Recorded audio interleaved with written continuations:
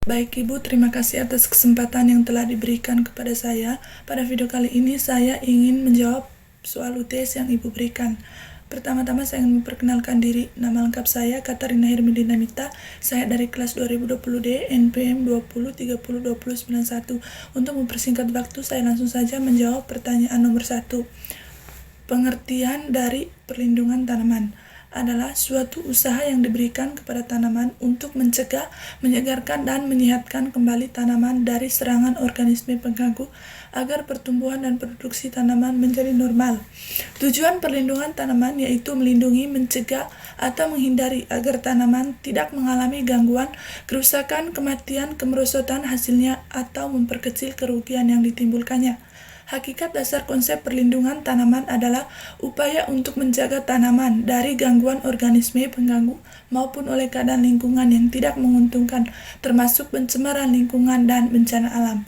Nomor 2. Pengertian pelaksanaan perlindungan tanaman berdasarkan berbagai analisis yang telah dilakukan, yaitu perlindungan tanaman merupakan bagian integral penting dari sistem agribisnis hasil pertanian, terutama dalam mempertahankan produksi hortikultura mantap pada taraf tinggi, baik kualitas maupun kuantitas, menguntungkan petani, menjamin kesehatan manusia, dan mempertahankan kelestarian lingkungan hidup. Nomor 3. Yang pertama, hama dan penyakit pada tanaman perkebunan kakao, yaitu ulat jaran. Hama ini memiliki bulu gatal pada bagian dorsal, mirip seperti rambut pada leher kuda. Pengendalian hama ini dapat dilakukan dengan melepaskan predator alami ulat dan melakukan penyemprotan menggunakan insektisida kimia. Yang kedua, penggerek buah kakao. Hama ini biasanya menyerang buah yang memiliki panjang sekitar 8 cm. Buah tersebut akan memiliki belang kuning hijau atau kuning jingga. Terdapat lubang bekas keluar larva biji kecil saling melekat dan berwarna hitam. Saat buah digoyang maka tidak berbunyi. Pengendalian hama ini dapat dilakukan dengan cara melakukan pemangkasan, mengatur waktu panen, melakukan penyelubungan buah, atau juga dapat menyemprotkan insektisida. B. Hama dan penyakit pada tanaman hortikultura tanaman tomat.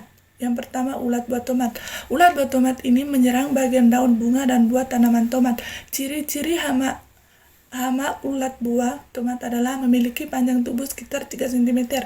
Pengendalian ulat buah ini dapat dilakukan dengan memasang perangkat yang memiliki cahaya ultraviolet, membunuh telur beserta ulatnya, dan membersihkan tanaman liar di sekitar tanaman tomat.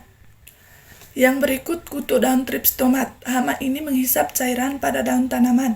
Tanda-tanda dari serangan kutu daun trips adalah daun tanaman akan berubah warna menjadi putih. Serangan yang sudah parah akan mengakibatkan daun menjadi kering dan lama-kelamaan akan mati. Cara mengendalikannya adalah dengan cara menyemprotkan cairan insektisida sesuai dengan dosis. Yang berikut, hama dan penyakit pada tanaman pangan, yaitu 1. Penggerek batang. Penggerek batang adalah ulat yang hidup dalam batang padi. Hama ini berubah menjadi ngengat berwarna kuning atau coklat. Penggerek batang dapat merusak tanaman padi sejak persemaian sampai matang.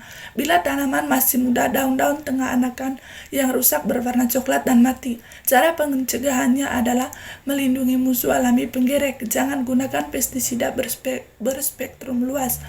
Sayat ujung helaian daun sebelum pindah tanaman belakangan atau sedikit lambat untuk menghindari ngengat penggerak batang kuning.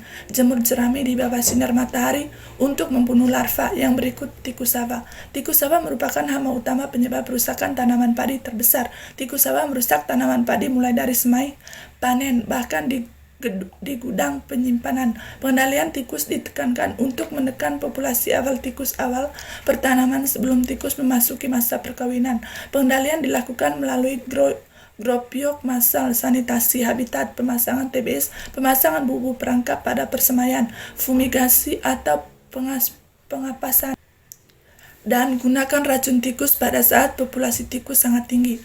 Nomor 4. Gejala yang timbul akibat serangan hama dan penyakit tanaman kopi, yaitu hama penggerek cabang dan ranting. Gejala serangan ini ditandai dengan adanya lubang gerek pada cabang atau gembar-gembor sehingga aliran makanan ke bagian atas cabang terputus yang mengakibatkan bagian tanaman tersebut mengering, daun cabang atau mengomel.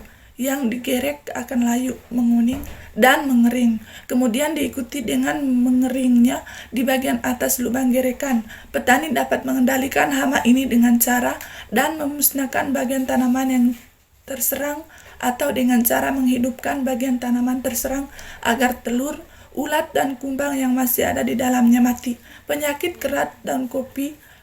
Penyakit ini menyerang semua jenis tanaman kopi Arabica maupun Robusta. Gejala penyakit karat daun yang ditandai dengan adanya bercak-bercak serbuk berwarna kuning pada permukaan atas dan bawah daun.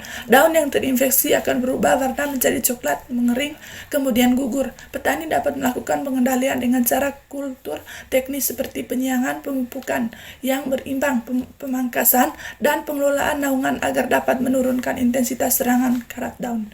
Oke Ibu, itu saja yang bisa saya jawab pada UTS saya. Sekian dan terima kasih.